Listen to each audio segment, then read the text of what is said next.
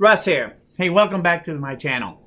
I put out a video a couple days ago. My last video was about how to use the Incra gauge to do layouts for your joinery and how well it can be used just as easily as the combination square anything. Anyway, I mentioned that I wanted to do a series on the Incra jig, the Incra Universal Positioning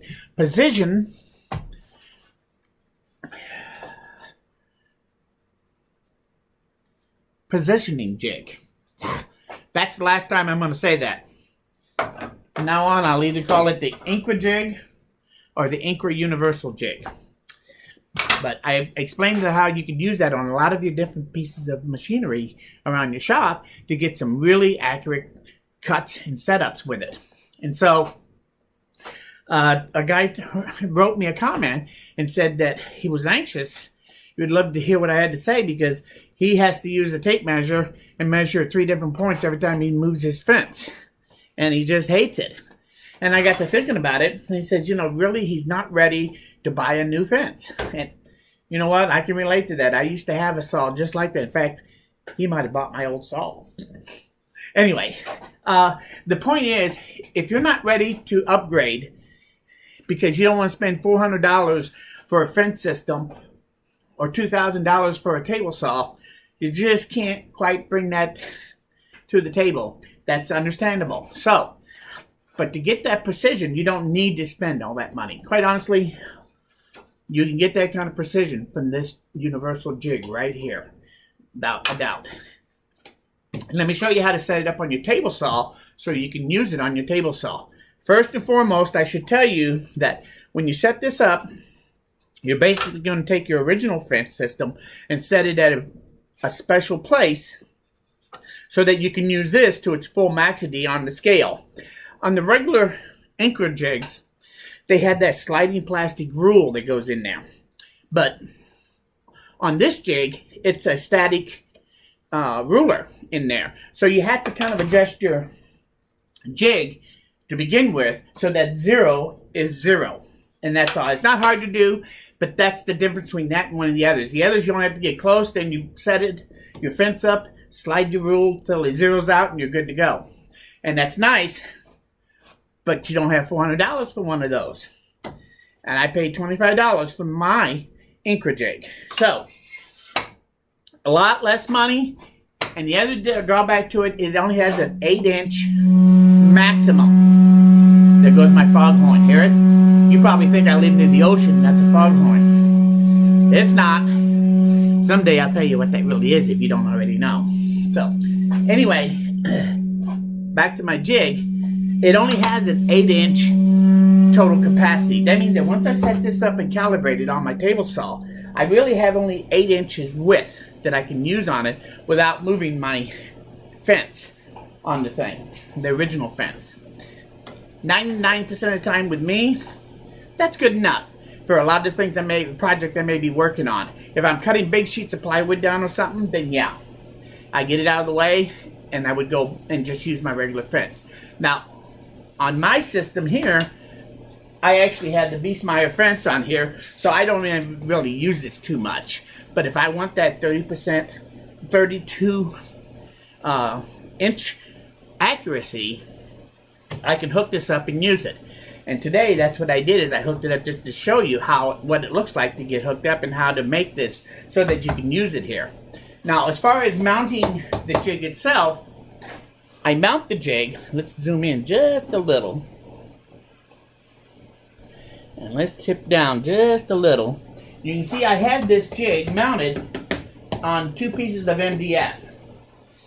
And the 2 pieces are 90 degrees to each other so that I can clamp this down to a tabletop like here, or on my bandsaw maybe, and things like that. And on here, I can clamp it to my fence system using a couple of clamps. And once I'm clamped up, then you have to zero it out. Very simple. You extend this out all the way and lock it down on 0. So I find where that 0 mark is, kind of gently hold it down. And now I usually take this and I kind of move this back and forth just a tiny bit and you can feel it. Sometimes it'll actually drop into the teeth then. That tells me that as long as I keep a slight amount of pressure here, and I've done this, I can feel it lock down into those teeth. You now can take and snug that down, and do not over tighten that. You only need to barely snug it. You snug that down, and now this is set to 0, and it's set 90 degrees to this system here, so you know your fence should be running true right now if you set that fence up to where it's running true to begin with. So that's how you set it up. Now, you come over here with it on 0, slide your fence up, make sure you're making touching your saw, lock it down, and now you know, theoretically, you are now set, calibrated your fence system to the Incra jig. So now when I move it on this scale up to 8 inches of travel, I'll be within a 30-second every time I reset that fence to this. So to move the fence at this point, you loosen the knob up about a turn and a half, and I lift it up at this end. So it's up off of the gears, and I can slide it back gently till I get it where I want it. And you can move it back and forth pretty gently if you hold it here, and you can move it. When you get it pretty close to where you want it, then I just use one finger. I look down here for my marker where I want to put it, drop it down on there, then I tweak it to make sure it's locked into both sets of teeth, and then I snug this down. And this fence is now set to this dimension, and I can make that kind of cut here. So, and it will be accurate, I can tell you. So the fence itself, I put a small chamfer on both sides of it, and make sure your fence is more than 3/4 of an inch, because your miter slide at 3/4 of an inch, when you get ready to move this thing, and if you start sliding over your miter slide slot, you don't want it to hang up. So this has to be wider than that slot. So make sure you do that, or it makes it a little harder to move it. If you do that, then you can move this very carefully and gently so that you can move it and put it anywhere you want. And then go through the procedure very carefully to lock this down exactly what tooth mark you want to put it on. And once you lock it down, and it looks like you're on both sides here, lock down, make sure it's locked into the teeth, snug this down, and you're ready to make that cut at this dimension. So you can make the adjustment pretty easily, really. Is it as easy as the other type of one, or where you just flip the lever, move it where you want, and lock it down? No. But it didn't cost you $400 either. So if you want to get by with a fence system on your table saw, you can get up to an 8-inch accuracy. Now, if you're going to be cutting boards, let's say between 18 and 24 inches, and that's going to vary in that, you can readjust this fence out, measure out to 0 on your fence, and just add up however much you need to. Like if I set this back to the 2-foot increment, I would add 8 inches plus 24 to all my cuts, and I know that they're going to be accurate too. So you can adjust that fence where you want it to get accuracy within that 8-inch range. And you just have to think about where you want to set it up so you can stay in that range if you're going to make multiple cuts in that range. But once you set it up, it's quick and easy. You can put it on and off your table saw with just a couple of clamps. And I can also take this over and hook it up on my bandsaw, just like this actually. Or I can take it over to my orbital drum, my drum belt orbital sander. I can go and put it on there and use that as a sanding thickness, where I can sand down things to an exact thickness using this same fence. So, and I'll show you how that works down the road. But I wanted to show you how it sets up on here so that you can, if you want to, you can go out, spend as little as 25 bucks, whatever it takes to buy one of these. And it's a hell of a lot less than spending $400 for a system. And you will get that accuracy that you're looking for without spending a lot of money. Is it as glamorous as those? No. You know what? All these guys that spend all that money on all these different fancy stuff, more power to you, if that's what you got to have. But if you're really on a tight budget, you can get that same accuracy with a heck of a lot less money. So, anyway, I think I've kind of shown you how it works. The scale on them aren't very good, to be honest with you. It's hard to read because it's all gray.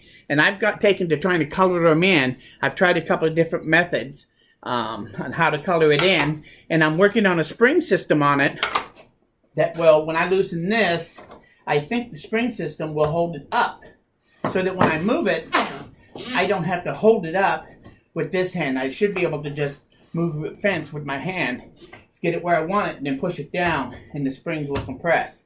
So I'm working on that little nicety for this jig, and I should have that out pretty soon. So, but that's basically how you would set it up on your table saw. Inexpensive, easy, and a 32nd of an inch accuracy. No problem. So, anyway, I want to thank the gentleman that asked me that question, and that kind of gave me the incentive to go ahead and do this first one with this jig and show you how to easily set this up on a table saw, because hopefully this will help him. But also, if you watch this, even if that isn't your problem, you might still find now an idea of how to use this to set it up and use it accurately on many of your different machines. And like I said, as I get those others completed and if I happen to use it, I'll show you real quick how I use it on that machine, so you can see how you can take this same jig and move it around. And that way you can use the same jig. You don't have to go out and buy a bunch of them. And you can get that accuracy, that Incra accuracy, off of very inexpensive amount of money. So, if you like this video, please say so. If you have any comments about it or ideas, or you want to see something else about it that I really didn't go over it in detail enough, let me know, and I'll try to respond to that either with a comment back or an additional video, whatever it takes. So, but I do want to thank you for stopping by. Most importantly, though, please come back again, because we're nowhere near done. We got lots more to go. Thanks, and we'll see you again very soon.